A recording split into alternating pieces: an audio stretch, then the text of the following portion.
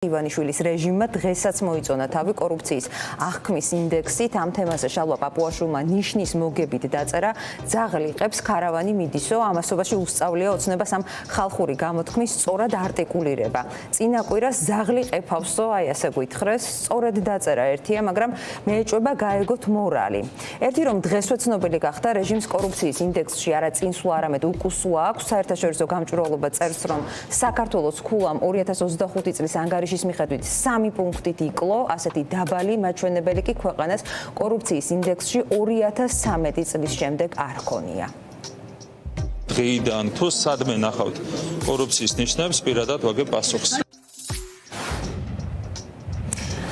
რადგან ირაკლი ყობახიძე ასე ძალიან ითხოვს, ვუჩვენებთ კორუფციის ალბათ ყველაზე მასშტაბურ მაგალითს, რომელიც მის მიერ ხელმოწერილი განკარგულების პირდაპირ შედეგია. რიყის დოქები, რომელმაც ივანიშვილის მმართველობის ყველა მანკიერება ერთდროულად აირეკლა.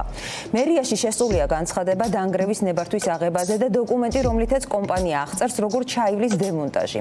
კალაძის ერთი ხელმოწერა აკლია და მიწასთან გაასწორებენ გამორჩეულ არქიტექტურულ ნაგებობას, რომელიც ახლაც კი განსაკუთრებულ ადგილს იკავებს მსოფლიოში ერთ-ერთი ყველაზე ცნობილი თანამედროვე არქიტექტორის მასიმილიანო ფუქსასის კატალოგში. სულ 17 ქვეყანას აქვს მისი შენობა, საქართველოში კი აიგო 2 გალერეა და მუსიკალური ცენტრი რიყეზე და იუსტიციის სახლი. აქვე გეტყვით, რომ თბილისის რიყის დოქები 2016 წელს მსოფლიოს 10 საუკეთესო კულტურულ ცენტრს შორის მოხვდა. მაღალი ალბათობით ფუქსასისთვის შენობა ჯერ არსად დაუნგრევიათ, ივანიშვილი ამითაც იქნება პირველი და ალბათ უკანასკნელიც. ღვინის ქვეყანა და გრაფინები ჩვენი სიმბოლოა. ნამდვილად გრაფინი იყო ნახატზე. 2 გრაფინი ძალიან მომეწონა. და ვთქვი რომ აკაბაშინე პოსტკომედიის თეატრს მეთქი და მათაც სამი სურვილი ჰქონდათ. მათი არქიტექტორები მე მგონი უფრო მხატვრები არიან. სხვა შენობებსაც თუ შეხედავთ, ერთია ფურცელზე და მეორე გამოდის რეალობაში. აბა თქვით გმირულად რა იყო, რა მოხდა? მოგწონს თქვენ? არა, მე არ. თქვენ? აი ჯობ თუ არ მოგწონს? შეიძლება მოგეწონოს კიდეც. არის თქვენ? უხერხულ ხო არა რო გეკითხებთ. აბა რომელს მოგწონს? სწორედ ბიძინა ივანიშვილმა დაადგა თავიდანვე თვალი ნაგებობას, თვალი დაადგა ცუდი გაგებით. ოლიგარქიული მმართველობის 14 წელი და მაქინაციათა მთელი წყება დასჭირდა იმ რეალობის დადგომას, რასაც რიყის დოქების დანგრევა ჰქვია. რაც ხელში ვერ ჩაიგდო, დაინგრეს. ამ საკითხის შესწავლისას ისიც აღმოვაჩინეთ, საიდან გაუჩნდა ივანიშვილს სიძულვილი პროექტის მიმართ. ირკვევა, რომ 2011 წელსაც კი ივანიშვილი ფონდი ქართულ მეშვეობით წინა ხელისუფლების პროექტებში მონაწილეობას განიხილავდა. აქ თარიღი საინტერესოა იმდენად, რამდენადაც ოლიგარქი მოსახლეობას არ წმუნებს, თითქოს 2007 წლის 7 ნოემბრის შემდეგ ნაციონალურ მოძრაობასთან თანამშრომლობა გაწყვიტა. ხოდა 2011 წელს ფონდი ქართულ პროექტის დაფინანსებას გეგმავდა, თუმცა ივანიშვილს 2-დან 1 დოქის პირად საკუთრებად გადაფორმება მოუნდა, რაზეც უარი ეთქვა. სახელმწიფო პროექტი მთლიანად ბიუჯეტით დაფინანსდა. ძალაუფლებაში ივანიშვილის მოსვლის შემდეგ კი რიყის დოქებს და მიხეილ სააკაშვილს ომი თითქმის ერთდროულად გამოუცხადეს. უდიდესი თავი ამ ისტორიაში ასე დასათაურდა კორუფცია. მივალთ ყობახიძემდეც. ოცნების ხელისუფლებამ დოქების დემონტაჟის თემა მალევე შემოიტანა დღის წესრიგში 2013 წლიდან. დისკუსიაში მაშინ ჩართეს საკრებულოც. პრემიერი ივანიშვილი ირწმუნებოდა, რომ ხალხს აზრს კითხავდნენ. გამოვკითხავთ თბილისელებს, საქართველოს მოსახლეობას და იმის მიხედვით მიიღებთ გადაწყვეტილებას და არა ის ერთი კაცისგან რომ მიეჩვიეთ თქვენ რომ ყველაფერს ერთი კაცი წყვეტდა, მე ასე არ ვაპირებ. საზოგადოებამ, პროფესიონალებმა დადონ დასკვნა. თუ საჭიროა, რა თქმა უნდა, ეს შენობები უნდა გატანილი იქნეს. ცხადია, ხალხისთვის აზრი არავის უკითხავს. იმხანად შუშის მშვიდობის ხიდის დემონტაჟიც განიხილებოდა, აღმოჩნდა, რომ არც ეს არქიტექტურული ნაგებობა მოსწონდა ოლიგარქს. მოკლედ, ნგრევა თავიდან მაინც როგორც ჩანს ვერ გაბედეს. ამის შემდეგ იყო აუქციონი. 95 მილიონად შეფასებული ობიექტი, რიყის დოქები და 15000 კვადრატული მეტრი მიწა საუკეთესო საინვესტიციო ადგილზე. აუქციონი მინიმუმ 6 ჯერ ჩაიშალა და ბოლოს 80 მილიონით იაფად, 10 მილიონ დოლარად რიყის დოქები რუს ბიზნესმენს იმ დროს ივანიშვილთან დაახლოებულ კარტოგრაფების საქმის ანტიგმირ ხიდაშელს მიყიდეს. აქ მთავარი იყო, რომ შენობა უცვლელად უნდა დარჩენილიყო საგამოფენო და სამუზეუმო დანიშნულებით.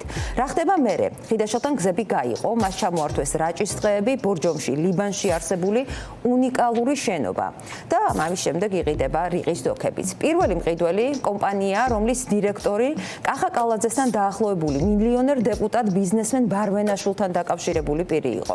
ამ კომპანიას რიყის დოქების საკუთრება პროგრამაში სულ რაღაც ერთი თვე ჰქონდა, ისიც ისე რომ გამყიდველისთვის დავით ხიდაშელისთვის ფასი არ გადაუხდია. ერთი თვის შემდეგ კი რიყის დოქები ისე გადაყიდა, რომ ახალ მყიდველს მოსთხოვა დავით ხიდაშელისთვის ფასის გადახდა და დამატებით მისთვის $2,840,000 ჩარიცხვა. ანუ ფაქტობრივად მხოლოდ შუამავლობაში და იმაში, რომ ქაღალდზე ერთი თვის განმავლობაში მესაკუთრედ ირიცხებოდა, დიდი ალბათობით სწორედ ივანიშვილის ხელისუფლების მითითებით მიიღო მილიონობით ლარი. ვისი წელია ამ საეჭვო გარიგებაში ეს კითხვაა, რომელსაც პასუხი გამოძიების შედეგად უნდა გაეცეს. საბოლოო მყიდველი თურქეთის მოქალაქეების საკუთრებაში არსებული კომპანია და აქ შემოდის კობახიძის როლი. ივანიშვილის პრემიერის განკარგულებით შესაძლებელი გახდა ინვესტორმა რიყის დოქები დაანგრიოს და მასალაც გამოიყენოს. ამასთან სარეკრეაციო სივრცეში აშენდება სასტუმრო და მაღალი ალბათობით რესტორანი და კაზინოც. ჩვენს ხელთ არსებული დოკუმენტებით კი გამოდის, რომ რიყის დოქების მხოლოდ მასალაც კი, რომელიც აჩუქეს ინვესტორს, მინიმუმ ორჯერ მეტია, ვიდრე ამ ობიექტში გადახდილი ფასი. ანუ რიყის დოქები გაიყიდა 10 მილიონად, როცა შენობის ნაწილები, რომლის რეალიზაციაც კომპანიას შეუძლია, 2012 წელს ღირდა დაახლოებით 20 მილიონი. ამასთან ტერიტორია, რომელიც დოქებს უბრალოდ მიაყოლეს, საბაზრო ფასების მიხედვით მინიმუმ 70 მილიონი ლარი ღირს. დანაკარგი დაახლოებით 90 მილიონია. საწავიდა ის 90 მილიონი, რომელიც ბიუჯეტში უნდა შესულიყო. 70 მილიონიანი მიწა და 20 მილიონიანი მასალა გაიყიდა 10 მილიონად. ეს დანაკარგი კობახიძის განკარგულებამ შექმნა. თავის დროზე ობიექტი დემონტაჟის უფლებით და იქ სასტუმროს მშენებლობის შესაძლებლობით რომ გაიყიდათ, წარმოიდგინეთ რამხელა კონკურენცია იქნებოდა აუქციონში და საწყისი ფასი 95 მილიონი რამდენად გაიზრდებოდა. მე არქიტექტორი არა ვარ, მაგრამ მე მგონია, რომ ეს იმახინჯე არ ეგადრება ჩვენს ლამაზ დედაქალაქს, ეს ერთი.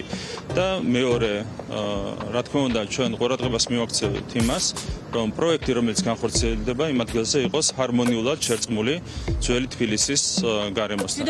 ეს არის ძალიან მნიშვნელოვანი, არავითარ შემთხვევაში.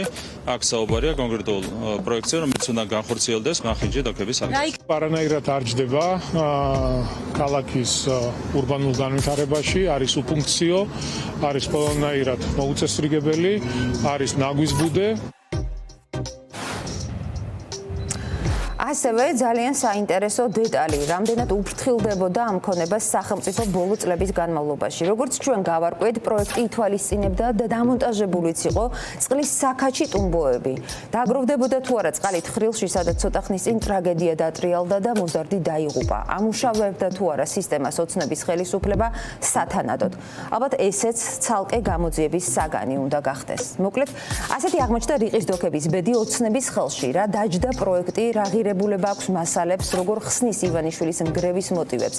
ამ თემებზე ჩვენ ინტერვიუ ჩავწერეთ თბილისის განვითარების ფონდის ყოფილ თავმჯდომარესთან გიორგი საბანაძესთან, მისგან ბევრ საინტერესო დეტალს მოვისმენთ. მოგესალმებით ბატონ გიორგი, რა ძალისხმევა ჩაიდო თავის დროზე იმ პროექტის განხორციელებაში, რომელსაც ახლა ივანიშვილის რეჟიმი ანგრევს? მოგესალმებით.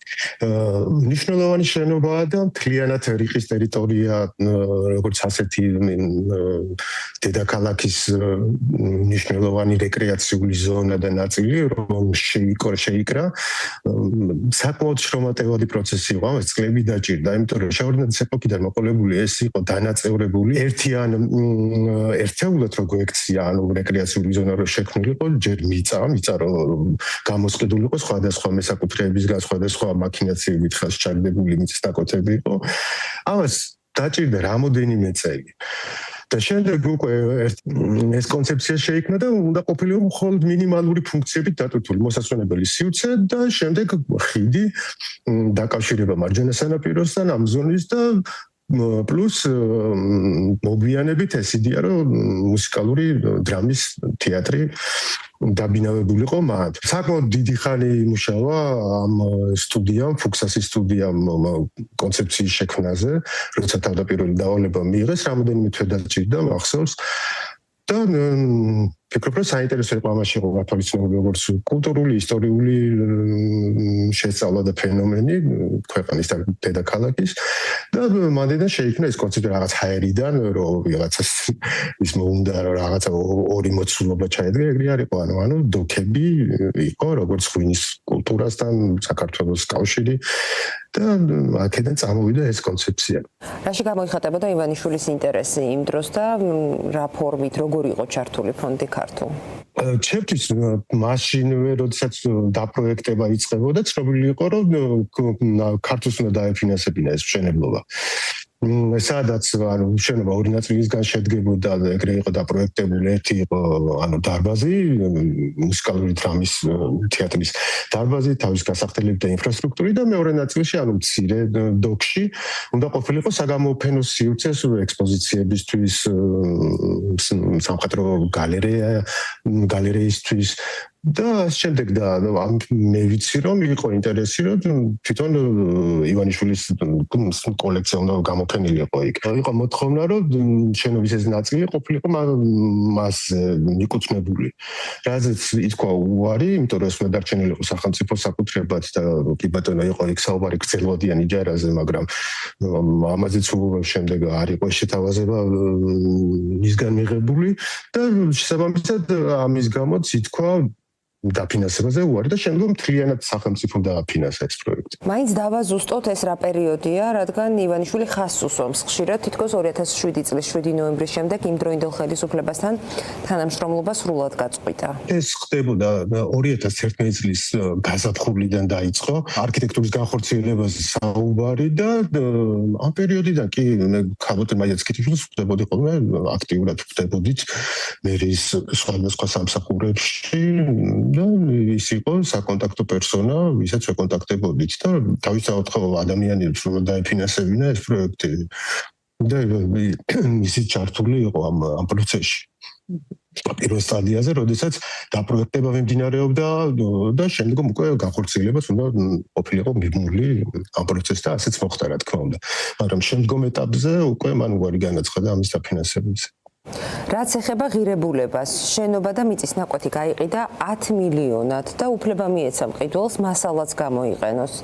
რა დაჯდა რეალურად ლითონის და შუშის სამუშაოების შესრულება, რა ჩანს დოკუმენტებიდან, რა ინფორმაციაა შემონახული, რა არის იმ მასალის ღირებულება, რომლის რეალიზაციაც ინვესტორს დღეს უკვე შეუძლია. ეს შენობა სახელმწიფოს მაშინ დაუჯდა დაახლოებით 19 მილიონი ევრო. 50 მილიონი ლარი იყო კი, მაშინდელი კურსით 2.25 იყო თუ არ ვცდები კი.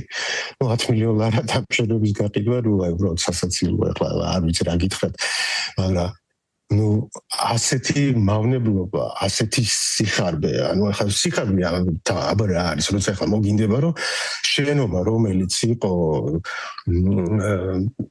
დედაქალაქის ყოველ შემთხვევაში ეს უცხოელებისთვის საზღვარგარეთ კატალოგებში, საერთაშორისო არქიტექტურულ კატალოგებში, ერთ-ერთი სახასიათო ახალი ნაგებობა და ნიშანი ქალაქის იდენტობის, ამის დანგრევა, ამას დიდი მავნებლობა.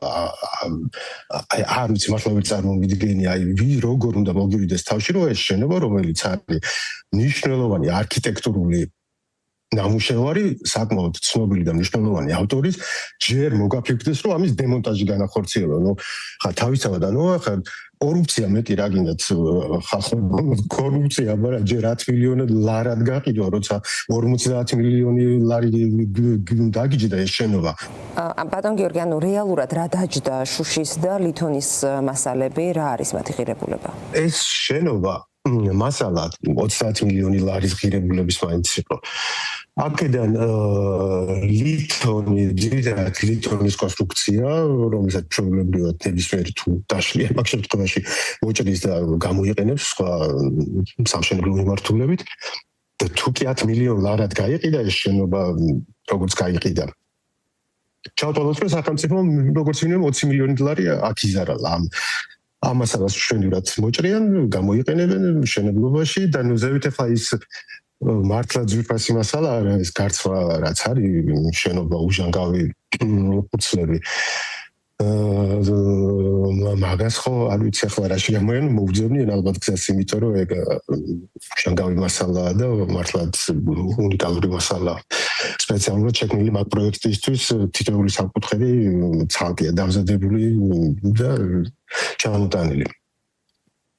შესაბამისად, 20 მილიონი ლარი აქ იზარალა სახელმწიფომ, ქვეყანამ, ვისაც ეკუთვნის და ხალხმა, ვისაც ეკუთვნის ეს შენობა.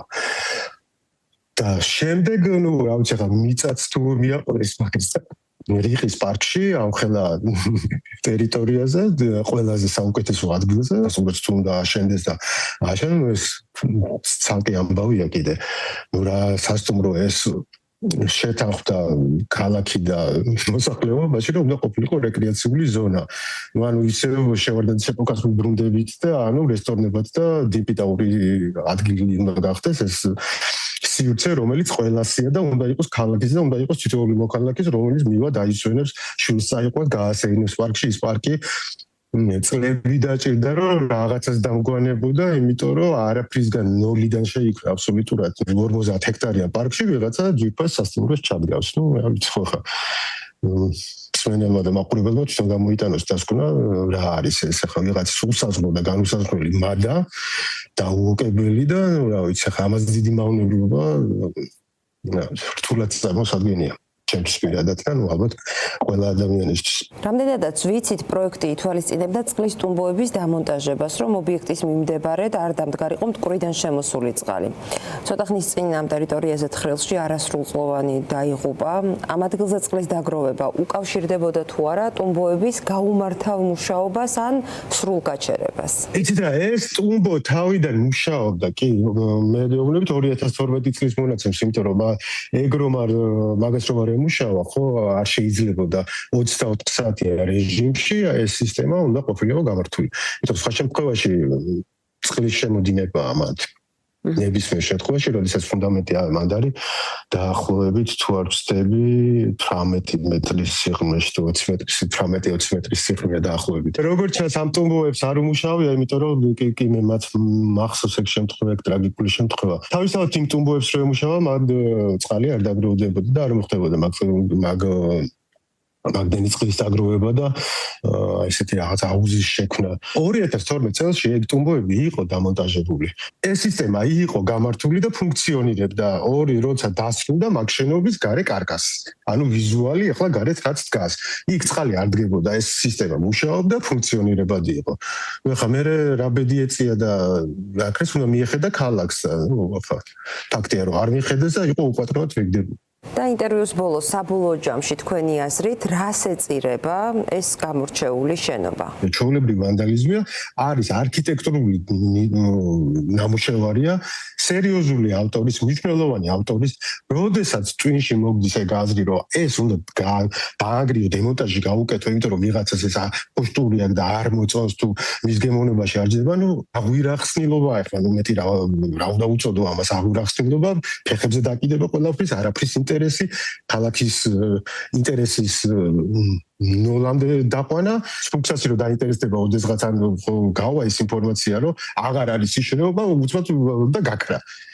აი, უბრალოდ ეს სირცხვილი, მართლა სირცხვილი და ყველას ჩვენი სირცხვილი ახლა ზე რა უნდა ვთქვა, იმიტომ რომ უბრალოდ არაფერზე წინააღმდეგობას გამოდის, რომ არ ვწევთ, ნუ ყველაფერი მოსულა, ყველაფერი შეიძლება, არც ახლა ამას რა ქვია. კორუფციაც, ფეხებზე დაკიდებაც ყველაფერი ერთდროულად არის ყველაფერი ჩემი აზრით.